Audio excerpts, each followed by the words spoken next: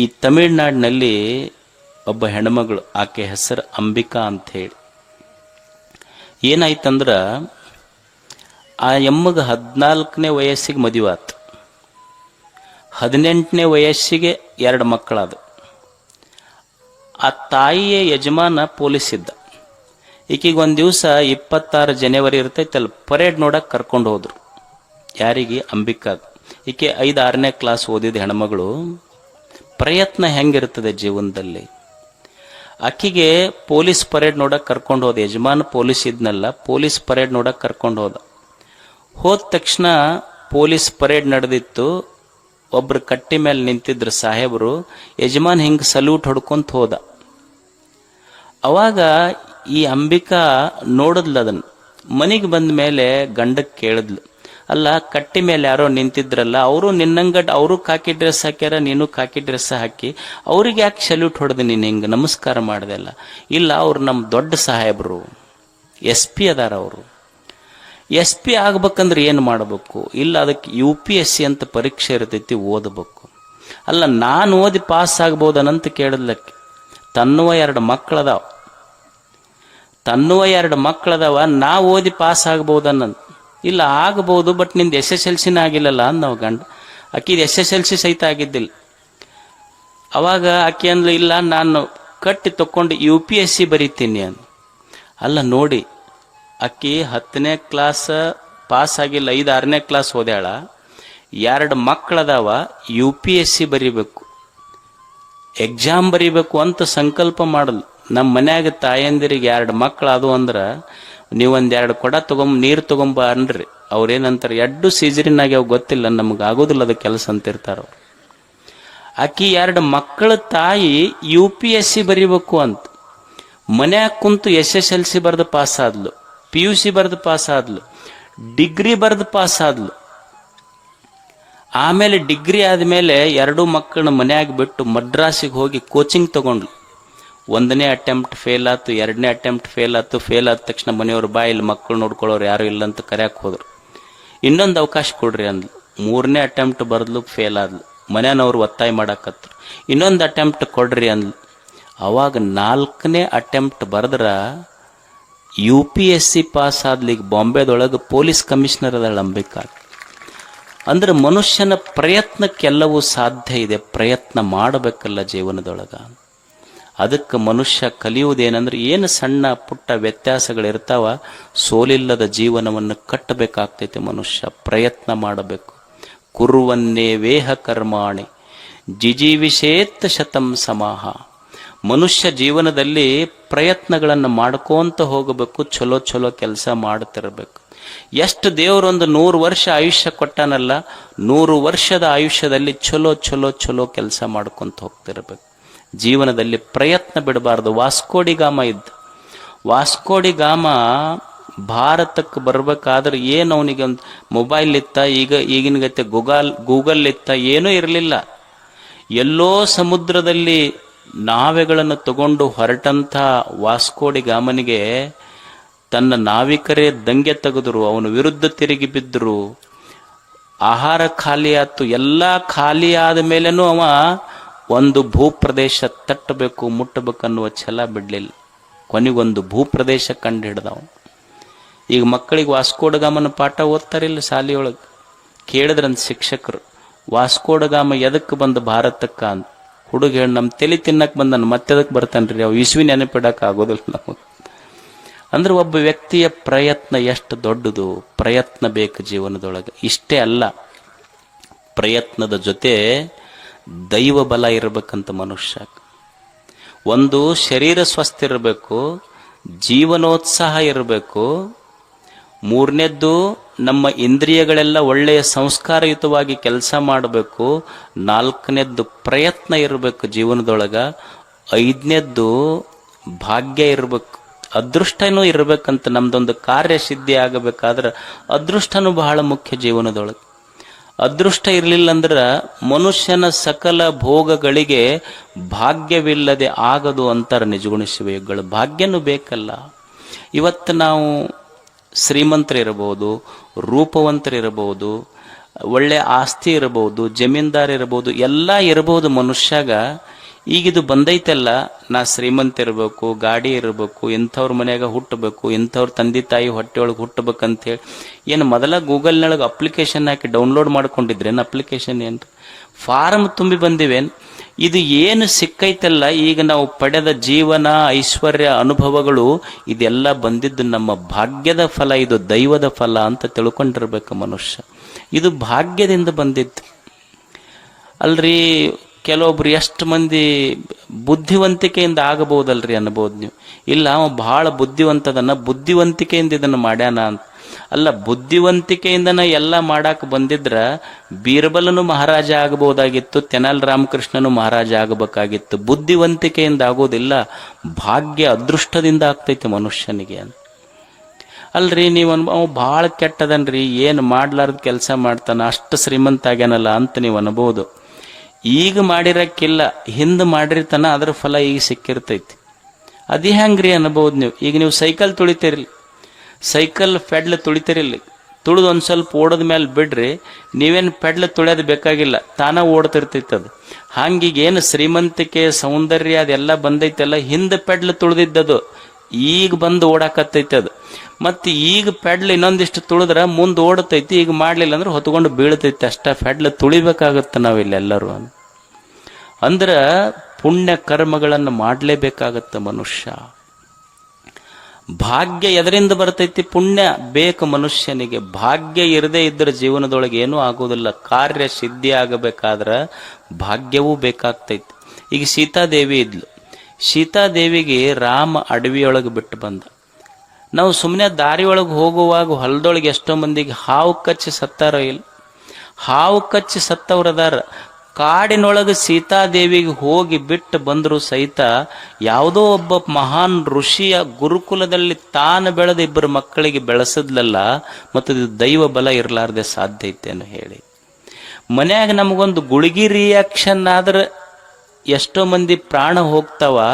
ಮೀರಾಬಾಯಿಗೆ ಅವ್ರ ಅಪ್ಪನೇ ವಿಷ ಕೊಟ್ಟ, ಏನೂ ಆಗ್ಲಿಲ್ಲಲ್ಲ. ಅಕ್ಕಿ ಹರಿ ಗುಣ ಗಾನೇ ಲಗಿ ಶ್ರೀಕೃಷ್ಣ ಕೃಷ್ಣ ಅಂತ ಹಾಡ್ಕೊಂತ ಹೊಂಟ್ಲಲ್ಲ. ಎದರಿಂದಾತಿದು? ಎದರಿಂದಾತು ಅಂದ್ರೆ ದೈವ ಬಲದಿಂದಾತು. ನಿಮಗೊಂದು ಘಟನಾ ನೆನಪಿರಬಹುದು. ನಮ್ಮಲ್ಲಿ ಒಂದು ವಿಮಾನ ಯುದ್ಧ ಬೇರೆ ಶತ್ರು ದೇಶದ ಮೇಲೆ ಹೋತು. ಯುದ್ಧ ವಿಮಾನ ಕೆಳಗೆ ಬಿತ್ತು.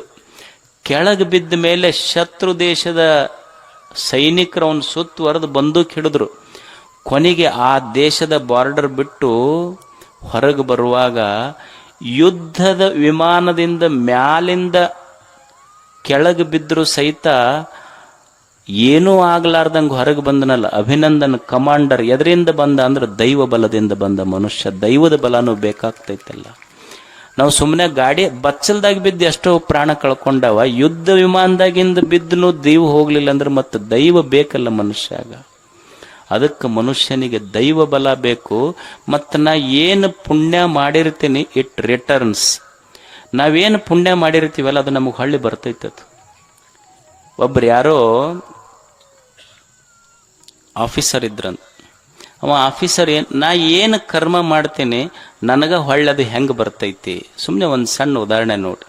ಒಬ್ರು ಆಫೀಸರ್ ಇದ್ರು. ಆ ಆಫೀಸರ್ ಏನು ಮಾಡ್ದ ಅಂದ್ರೆ, ಜವಾನ್ರು ಇರ್ತಾರಲ್ಲ ಪ್ಯೂನ್ರು, ಏನೋ ಕೆಲಸಕ್ಕೆ ಕೆತ್ತ ಬೈದ್ನಂತ. ಮತ್ತು ಅವ ಪ್ಯೂನಿಗೆ ಪಾಪ ಆಫೀಸರ್ಗೆ ಹೆಂಗೆ ಬೈಯಕ್ಕೆ ಬರ್ತೈತಿ? ಮನೆಗೆ ಬಂದು ಹೆಣ್ಮಕ್ಳಿಗೆ ಜಗ್ಗಿ ಬೈದವ. ಅಂದ್ರೆ ತನ್ನ ಸಿಟ್ಟು ಹೆಣ್ಮಕ್ಳ ಮೇಲೆ. ಅವು ಹೆಣ್ಮಕ್ಳು ಯಜಮಾನಿಗೆ ಹೆಂಗೆ ಹೊಳ್ಳಿ ಅನ್ನಕ್ಕೆ ಬರ್ತೈತಿ? ಆಕೆ ಮಗನಿಗೆ ಬೈದ್ಲು ಜಗ್ಗಿ. ಮಗ ಅವಾಗ ಹೆಂಗೆ ಬೈಯಕ್ಕೆ ಬರ್ತೈತಿ? ಮನೆ ಮುಂದೆ ನಾಯಿ ಇತ್ತು ಅವ್ರದ್ದು, ಆ ನಾಯಿಗೆ ಬಡ್ದವ. ಆ ನಾಯಿಗೆ ಪಾಪ ಇವ ದಿವಸ ಊಟ ಹಾಕ್ತಿದ್ನಲ್ಲ, ಅದು ನಾಯಿ ಅವನಿಗೇನಂತ ಸುಮ್ಮನೆ ಇತ್ತು. ಯಾರೋ ಒಬ್ಬರು ಮನೆ ಮುಂದೆ ಹಾದು ಹೊಂಟಿದ್ರು, ಅವ್ರು ಹೋಗಿ ಆರ್ಡರ್ ಅಂತ ಹಿಡ್ದ ಬಿಡ್ತು. ಯಾರಿಗೆ ಹಿಡಿತಂದ್ರೆ ಯಾ ಆಫೀಸರ್ ಬೈದಿದ್ನಲ್ಲ ಅವನಿಗೆ ಹಿಡ್ದಿತ್ತಂತಿದ್ದು. ಅಂದ್ರೆ ನಮ್ಮ ಕರ್ಮ ಮಾಡಿದ ಪುಣ್ಯ ಫಲಗಳು ಹೊಳ್ಳಿ ನಮಗ ಬರ್ತಾವಂತೆ. ಅದಕ್ಕೆ ಮನುಷ್ಯ ಪುಣ್ಯದ ಕೆಲಸ ಮಾಡಿದ್ರೆ ಭಾಗ್ಯ ಬರ್ತೈತಿ. ಭಾಗ್ಯದ ಸಂಗ್ರಹ ಯಾವುದು ಅಂದ್ರೆ ಪುಣ್ಯ ಅಷ್ಟೆ. ಪುಣ್ಯದ ಕೆಲಸ ಮಾಡ್ತಿರ್ಬೇಕು ಮನುಷ್ಯ. ಈಗ ನೀವು ನೋಡ್ರಿ, ಕುರಿ ದೊಡ್ಡಿ ಇರ್ತಾವ ನೋಡಿರಿ, ಕುರಿ ದೊಡ್ಡಿ. ಪುಣ್ಯದ ಕೆಲಸ ಹೆಂಗೆ ಫಲ ಕೊಡ್ತೈತಿ ಅಂದ್ರೆ, ಕುರಿ ದೊಡ್ಡಿ ಇರ್ತಾವ. ಅಮಾಸೆ ದಿವಸ ಕತ್ತಲಿರ್ತೈತಿ. ಕತ್ಲಿಯೊಳಗೆ ಕುರಿ ದೊಡ್ಡಾಗ ಒಂದು 100 ಕುರಿ ಇರ್ತಾವ. 100 ಕುರಿ ಅದಾವ. ಏನವೇನು ಕೆಂಪಗ ಬೆಳ್ಳಗ ಕರ್ರಗ ಅರಿಶಿಣ ಅದಾವ, ಒಸು ಕರ್ರಗ ಅದಾವ.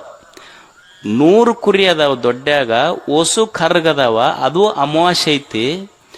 100 ಕುರಿಯೊಳಗ ತಾಯಿ ಕುರಿ ಕತ್ತಲದೊಳಗ ಹೆಂಗ ತನ್ನ ಮರಿಗೆ ಹೋಗಿ ಹಾಲು ಉಣಿಸ್ತೈತಲ್ಲ, ಹಂಗ ನಾವು ಮಾಡಿದ ಪುಣ್ಯವೆಂಬ ತಾಯಿ ಅದರ ಫಲ ತಾನೇ ಬಂದು ನಮಗೆ ಉಣಿಸಿ ಹೋಗ್ತೈತಿ. ಅದಕ್ಕೆ ಪುಣ್ಯ ಮಾಡಬೇಕಾಗ್ತೈತೆ ಮನುಷ್ಯ, ಪುಣ್ಯ ಮಾಡಬೇಕು ಮನುಷ್ಯ. ಅದಕ್ಕೆ ಇವತ್ತು ನೋಡ್ರಿ, ಬಾಳಿ ಗ್ರಾಮದಲ್ಲಿ ಇಷ್ಟೆಲ್ಲ ಪಾಪ ಸಣ್ಣ ಹಳ್ಳಿ ಆದರೂ ಭಾಳ ಒಳ್ಳೆ ಕೆಲಸ ಮಾಡಿದ್ದಾರೆ. ಇಷ್ಟೆಲ್ಲ ಜನರನ್ನು ಕೂಡಿಸಿ ಪುಣ್ಯದ ಕೆಲಸ ಮಾಡಿದ್ದಾರೆ. ಮನುಷ್ಯ ಪುಣ್ಯ ಮಾಡಬೇಕು. ಈಗ ನೋಡಿ, ನಾವು ದೇವರಿಗೆ ಅಭಿಷೇಕ ಮಾಡ್ತೀವಿ, ನೀರಿನ ಅಭಿಷೇಕ ಮಾಡ್ತೀವಿ. ಹೊಳೆ ನೀರು ತಂದು ದೇವ್ರ ತಲೆ ಮೇಲೆ ಹಾಕಿ ಫಲ ಬೇಡ್ತೀವಿ ನಾವು. ಅಲ್ಲ, ಫಲ ಬರಬೇಕಾಗಿದ್ರೆ ಹೊಳೆ ಕೊಟ್ಟು ನೀರಿಗೆ ಬರ್ಬೇಕು, ನಮಗೆ ಯಾಕೆ ಬರ್ಬೇಕು ಹೇಳಿ? ಹೂವು ಏರಿಸಿ ದೇವರಿಗೆ ನಾವೇನಂತೀವಿ? ಪುಣ್ಯದ ಫಲ ನಮಗೆ ಬರ್ಬೇಕಂತೀವಿ. ಅಲ್ಲ, ಫಲನ ಬರ್ಬೇಕಾಗಿತ್ತಂದ್ರೆ ಹೂವು ಹಣ್ಣು ಕೊಟ್ಟು ಗಿಡಕ್ಕೆ ಬರ್ಬೇಕು, ನಮಗೆ ಯಾಕೆ ಬರ್ಬೇಕು ಹೇಳ್ರಿ? ನೈವೇದ್ಯ ಹಿಡಿದು ನಮಗೆ ಫಲ ಬರ್ಬೇಕಂತೀವಿ ನಾವು. ನೈವೇದ್ಯ ಹಿಡಿದು ಫಲ ಬರಬೇಕಾಗಿತ್ತು ಅಂದ್ರೆ ಮತ್ತು ಬೆಳೆದ ಭೂಮಿ ತಾಯಿಗೆ ಬರ್ಬೇಕಾಗಿತ್ತು ಪುಣ್ಯ, ನಮಗೆ ಯಾಕೆ ಬರ್ಬೇಕು? ನಾವು ಯಾರ್ದೋ ಕೊಟ್ಟು ನಮಗೆ ಪುಣ್ಯ ಬೇಡವ್ರು ನಾವು ಅಷ್ಟೆ. ಪುಣ್ಯ ಬರಬೇಕಾದ್ರೆ ನಾನು ದುಡಿಬೇಕಲ್ಲ, ದುಡಿದು ಪುಣ್ಯವನ್ನು ಸಂಪಾದಿಸಬೇಕಾಗ್ತೈತಿ. ಒಬ್ಬ ಊರಿಗೆ ಬೇಸರ ನಾವಿದ್ನಂತ, ಅವ ಹೋಗಿ ಬಸ್ ಸ್ಟ್ಯಾಂಡಿಗೆ ಕುಂತ. ಅವ ಏನು ಮಾಡ್ತಿದ್ನಂದ್ರೆ, ಮಂದಿ ಸೇರಿ ಚುಟ್ಟ ಸೇದೋದು, ಅವ್ರ ಕಡೆ ಚುಟ್ಟ ಕೇಳೋದು, ಹಿಂಗೆ ಒಟ್ಟು ಖಾಲಿ ಮನುಷ್ಯ ಹೋಗಿ ಬಸ್ ಸ್ಟ್ಯಾಂಡಿಗೆ ಕುಂತ. ಬರೀ ದುಡಿತಿದ್ದಿಲ್ಲ, ಮನ್ಯಾಗ ಮಾತ್ರ ರೊಕ್ಕ ಕೇಳೋದು ಬಿಡ್ತಿದ್ದಿಲ್ಲ. ಅವರಿಗೆ ಸಾಕಾಗಿ ಹೋಗ್ತು, ಎಲ್ಲರೂ ಹೋಗಿ ಹಂಪ್ ಹರ್ಕೊಂಡು ಹೋಗಂದ್ರೆ ಅವ್ರು ಅನ್ನೋದಿಲ್ಲ. ನೀವು ಸಾಕಾದಾಗ ಏನು ಮಾಡ್ತಾರೆ? ಹಂಪ್ ಹರ್ಕೊಂಡು ಹೋಗ ಕಡೆ ಅಂದ್ರು. ಇದು ಹೋತು, ರೊಕ್ಕ ಮನ್ಯಾಗ ಕೊಡಲಿಲ್ಲ, ಬಂದು ಬಸ್ ಸ್ಟ್ಯಾಂಡಿಗೆ ಕಟ್ಟಿ ಕುಂತು. ಅಲ್ಲಿ ಹನುಮಂದೇವ್ರ ಗುಡಿ ಇತ್ತು, ಅಲ್ಲೆಲ್ಲ ಮಂದಿ ಹೋಗ್ತಿದ್ರು ಶನಿವಾರ. ಅವ್ನು ಅನ್ನಿಸ್ತು, ಇಷ್ಟು ಮಂದಿ ನಡ್ಕೊಂತಾರಲ್ಲ, ನಾವು ಒಂದು ನೋಡೋಣಲ್ಲ, ಒಂದು ಚಾನ್ಸ್ ತೊಗೊಂಡು ಏನಿರ್ಬೋದು ದೇವ್ರದ್ದು. ಇವ ಹೋದ. ನೋಡಪ್ಪ, ಇಷ್ಟು ಮಂದಿ ನಡ್ಕೊಂತಾರೆ, ನಾವಂತೂ ಬಂದಿಲ್ಲ ನಿಮ್ಮ ಗುಡಿಗೆ. ಇಲ್ಲೇ ಇದ್ರು, ಬಸ್ ಸ್ಟ್ಯಾಂಡ್ನಾಗ ಕೂಡ್ತಿದ್ರು, ಗುಡಿಗೆ ಬಂದಿಲ್ಲ ನಾವು. ಮತ್ತು ನಮಗೆ ಇವತ್ತಂತೂ ರೊಕ್ಕ ಸಿಕ್ಕಿಲ್ಲ ನಮ್ಮ ಮನ್ಯಾಗ. ನೀ ಅಕಸ್ಮಾತ್ ಅಷ್ಟು ಸತ್ತುಳ್ಳವಾಗಿದ್ರೆ ನಮಗೊಂದು 100 ರೂಪಾಯಿ ಸಿಗಬೇಕು ಇವತ್ತಂತ. ಮತ್ತು ನಮ್ಮದೇನು ಉದ್ರಿ ಭಕ್ತಿ ಅಂತ ತಿಳ್ಕೊಬೇಡ. ನೀನು 100 ರೂಪಾಯಿ ಕೊಟ್ಟೆ ಅಂದ್ರೆ 50 ರೂಪಾಯಿ ನಿನಗೆ ಕಾಣಿಕ ಹಾಕಿ ಹೋಗ್ತೀವಿ ಹುಂಡಿಗೆ. ಅವ ಇಷ್ಟು ಬೇಡ್ಕೊಂಡು ಹಿಂಗೆ ಬರೋದ್ರಾಗ ನನ್ನ ನೋಟ್ ಬಿದ್ದಿತ್ತಲ್ಲಿ ಮುಂದೆ. ಅವನಿಗನ್ನಿಸ್ತು, ಅದಕ್ಕೆ ನಡ್ಕೊಂತಾರೆ ಮಂದಿ ನನಗೆಷ್ಟು. ಹಿಂಗೆ ನೋಡ್ತಾನ, ಅದು 50 ರೂಪಾಯಿ ನೋಟ್ ಇತ್ತು. ಹೋ ನಿನ್ನ ಶೆಣೆ ಅದಿ ಭಾಳ, ನಾನು 100 ರೂಪಾಯಿ ಕೇಳಿದ್ನೆಲ್ಲ, ನಿಂದು 50 ರೂಪಾಯಿ ಮುರ್ಕೊಂಡ ನನಗೆ ಕೊಟ್ಟೀನಿ ನಾನು. ಇವ್ರು ಮಂದಿಗೆ ಟೊಪ್ಪಿಗೆ ಹಾಕೋರಲ್ಲ, ದೇವರಿಗೆ ಟೊಪ್ಪಿಗೆ ಹಾಕೋ ಮಂದಿ ಇವರೆಲ್ಲ. ಇಂಥ ಮಂದಿ ಅದಾರಂತ ತಿಳ್ಕೊಂಡ ನಾವು ಹಣಮಪ್ಪ, ನೀವು ಗುಡಿಗೆ ಹೋಗ್ರಿ, ನಿಮ್ಮ ಕಡೆ ನೋಡ್ಯಾನ, ನಾವು ಮಾರಿ ತಿರುಗಿಸ್ಕೊಂಡು ನಿಂತಾನೆ ಈ ಕಡೆ. ಯಾರಿಗಾರ ಒಬ್ಬರಿಗೆ ಹೋದವ್ರು ನಿಮ್ಮ ಕಡೆ ನೋಡ್ಯಾನೇನು ಅಂದ್ರೆ, ನಾವು ಬೇಡುವ ಫಲಗಳು ಹಿಂಗೆ. ಆದರೆ ಪುಣ್ಯದ ಫಲ ಹಂಗೆ ಸಿಗುವುದಿಲ್ಲ. ಅದು ನಾನು ದುಡಿಬೇಕಾಗ್ತದೆ. ಯಾಕೆ ಮಾಡಬೇಕು ಅಂದ್ರೆ, ಸಂತೋಷಕ್ಕಾಗಿ ಮನುಷ್ಯ ಪುಣ್ಯದ ಕೆಲಸಗಳನ್ನು ಮಾಡಬೇಕು. ಒಬ್ಬರು ದುರ್ಗಾಚರಣ ದಾಸ್ ಅಂತಿದ್ದರು ಪಶ್ಚಿಮ ಬಂಗಾಳದಲ್ಲಿ. ದುರ್ಗಾಚರಣ ದಾಸ್ ಒಬ್ಬರು ಸಮಾಜ ಸೇವಕರು. ಅವರು ಮಂದಿಗೆಲ್ಲ ಬಹಳ ಸಹಾಯ ಮಾಡ್ತಿದ್ರು. ಆರಾಮಿಲ್ಲ ಅಂದ್ರೆ ತೋರಿಸೋದು, ಊರಾಗ ಒಳ್ಳೊಳ್ಳೆ ಕಾರ್ಯಕ್ರಮಗಳನ್ನು ಆಯೋಜನೆ ಮಾಡೋದು, ಗಿಡ ಹಚ್ಚೋದು, ಮತ್ತು ಬಡವರಿಗೆ ಬಗ್ಗರಿಗೆ ಮಕ್ಕಳಿಗೆ ಊಟ ವ್ಯವಸ್ಥೆ ಮಾಡಿಸೋದು ಮಾಡ್ತಿದ್ರು. ಅವರೊಬ್ಬ ಸ್ನೇಹಿತ ಕೇಳಿದಂತೆ, ಇಷ್ಟೆಲ್ಲ ಸಮಾಜದ ಕೆಲಸ ಮಾಡ್ತೀಯಲ್ಲ, ನಿನಗೆ ಯಾರ ಪ್ರಶಸ್ತಿ ಕೊಡ್ತಾರ ನಿನಗ? ಅವಾಗ ಅವ ಅಂದ, ಪ್ರಶಸ್ತಿಗಾಗೆ ಮಾಡ್ಬೇಕಂತ ಎಲ್ಲೈತಿ ಅಂತ. ಪ್ರಶಸ್ತಿಗಾಕೆ ಮಾಡ್ಬೇಕಂತ ಎಲ್ಲೈತಿ ನೋಡು, ನಾ ಏನಿಷ್ಟು ಸಮಾಜದೊಳಗೆ ಊರಾಗ ಒಳ್ಳೆ ಕೆಲಸ ಮಾಡಾಕತ್ತೀನಲ್ಲ, ನಾ ಪ್ರಶಸ್ತಿಗಾಗಿ ಮಾಡಾಕತ್ತಿಲ್ಲ. ಇದನ್ನು ಮಾಡಿದ್ರೆ ನನ್ನ ಹೃದಯದೊಳಗೆ ಸಂತೋಷ ತುಂಬತೈತಿ, ಸಂತೋಷಕ್ಕಾಗಿ ಮಾಡ್ತೀನಿ ನಾನು ಇದನ್ನು. ಮತ್ತು ಯಾರೋ ಕೊಡುವ ಪ್ರಶಸ್ತಿ ಐತಲ್ಲ, ಅದು ಹರಿದು ಹೋಗ್ತೈತದು. ಹರಿದು ಹೋಗುವ ಪ್ರಶಸ್ತಿಗಳು ನನಗೆ ಬೇಕಾಗಿಲ್ಲ. ಏನೋ ಒಳ್ಳೆಯ ಕೆಲಸ ಮಾಡಿದಾಗ ನನ್ನ ಎದೆಯಾಗ ಸಂತೋಷ ಆಗುತ್ತಲ್ಲ, ಇದು ದೇವರೇ ನನ್ನ ಹೃದಯದೊಳಗೆ ಬರೆದ ಪ್ರಶಸ್ತಿ ಪತ್ರ, ಸಂತೋಷ ನನ್ನ ಪ್ರಶಸ್ತಿ ಪತ್ರ. ಅದಕ್ಕೆ ಮನುಷ್ಯ ಸಂತೋಷಕ್ಕಾಗಿ ಒಳ್ಳೆಯ ಕೆಲಸಗಳನ್ನು ಮಾಡ್ತಿರಬೇಕು. ಇಲ್ಲೆಲ್ಲ ಬಾಳೆಯ ಹಿರಿಯರು, ಯುವಕರು, ತಾಯಂದಿರು ಮತ್ತು ಸುತ್ತಮುತ್ತ ಹಳ್ಳಿಗಳ ಜನ ಇಲ್ಲೊಂದು ಬಹಳ ದೊಡ್ಡ ಕಾರ್ಯಕ್ರಮವನ್ನು ಪುಟ್ಟಹಳ್ಳಿಯಲ್ಲಿ ಬಹಳ ಅಚ್ಚುಕಟ್ಟಾಗಿ ಆಯೋಜನೆ ಮಾಡಿದ್ರೆ 5 ದಿನಗಳವರೆಗೆ. ಮತ್ತು ನಾಳೆ ಬೆಳಿಗ್ಗೆ ಹುಡುಗರಿಗೆ ತಮಾಷೆ ಮಾಡ್ತಿದ್ದು, ನಾನು ಗಾಡಿ ತೊಗೊಂಡು ಮತ್ತೆ ಯಾವ್ದಾರ ಊರಿಗೆ ಹೋಗಿಗಿರಪ್ಪ ಅಂಥೇಳಿ. ಮತ್ತು ಎಲ್ಲ ಹಿರಿಯರು, ಯುವಕರು, ತಾಯಂದಿರು ಎಷ್ಟು ಚಲೋ ಕೆಲಸ ಮಾಡ್ಯಾರ ನೋಡ್ರಿ. ಎಷ್ಟು ಹಳ್ಳಿಗಳಲ್ಲಿ ಭಕ್ತಿ ಶ್ರದ್ಧೆ, ಎಲ್ಲರೂ ಬರ್ತಾರಂತ ರಂಗೋಲಿ ಹಾಕಿ ಬಿಡಿಸಿ ಎಷ್ಟು ಸುಂದರವಾಗಿ ಸ್ವಾಗತ. ರಾಮಾಯಣ ಮಹಾಭಾರತ ಬರೆದ ಕೈಗಳು ಎಷ್ಟು ಶ್ರೇಷ್ಠವೋ, ನಮ್ಮೂರಿಗೆ ಸನ್ಯಾಸಿಗಳು, ಸಂತರು, ಅತಿಥಿಗಳು ಬರಬೇಕಂತ ಭಕ್ತಿಯಿಂದ ರಂಗೋಲಿ ಬಿಡಿಸಿದ ಕೈಗಳು ಸಹಿತ ಅಷ್ಟೇ ಪವಿತ್ರವಾದ ಕೈಗಳವಲ್ಲ. ತೆರೆದ ಹೃದಯದಿಂದ ಮನಸ್ಸಿನಿಂದ ಎಲ್ಲರನ್ನ ಸ್ವಾಗತ ಕೋರಿ ಇದೊಂದು ಕಾರ್ಯಕ್ರಮ ಮಾಡಿದ್ರೆಲ್ಲ. ಇದನ್ನ ಈ ಕಾಣುವ ಸಂಭ್ರಮದ ಹಿಂದೆ ಕಾಣದ ಸಾವಿರಾರು ಕೈಗಳು ಕೆಲಸ ಮಾಡ್ಯಾವ. ಆ ಕೈಗಳಿಗೆ, ಹಿರಿಯರಿಗೆ, ಯುವಕರಿಗೆ, ತಾಯಂದಿರಿಗೆ ತಮಗೆಲ್ಲರಿಗೂ ಧನ್ಯವಾದಗಳು. ಶರಣು ಶರಣಾರ್ಥಿ.